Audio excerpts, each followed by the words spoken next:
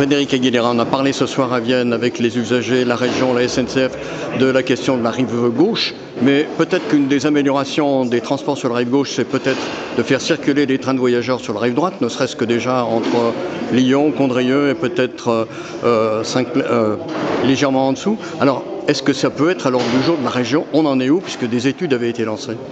Alors il y a le court, le moyen et le long terme. Sur le court terme, il y a des améliorations sur l'ensemble du secteur et sur la rive droite que l'on doit apporter, une amélioration du service.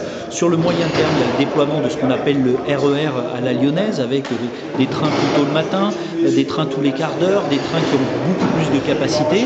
Et puis une fois qu'on aura développé tout cela et qu'on sera déjà presque à saturation sur ce développement, il faudra effectivement, et donc ça se prépare dès maintenant, il faudra regarder la réouverture de cette rive tant attendue, ce qui nous permettra de dégager de nouvelles capacités et qui sera un peu la brique complémentaire pour continuer de développer, puisqu'on le sait très bien, à 10, 15, 20 ans, ce secteur va continuer, cette vallée va continuer de se développer. Et moi, ce que je tiens à dire, c'est qu'effectivement, sur cette rive droite qui était fermée depuis les années 70, la bonne nouvelle, c'est qu'en 2024, on va réouvrir le Teil. Alors évidemment, c'est loin d'ici, mais ça montre la volonté de réouvrir une ligne aussi fermée depuis plus de 40 ans, près de 50 ans même. Donc il y a une volonté, mais les choses doivent se faire par étapes. Parce qu'aujourd'hui, si on ouvrait demain matin cette voie, il faut avoir conscience que comme on n'a pas de toute façon les trains, on devrait partager les trains rive droite et rive gauche. Donc on n'augmenterait pas la capacité, on n'augmenterait pas le service, on ne ferait que le répartir.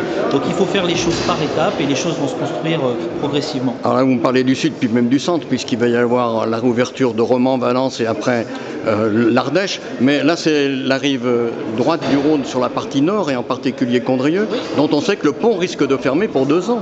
Alors que va-t-il se passer? Le pont va effectivement fermer. On attend la décision du conseil départemental qui doit nous annoncer les modalités. Nous, en parallèle, il faut qu'on trouve les solutions. On a plusieurs scénarios qui sont actuellement travaillés.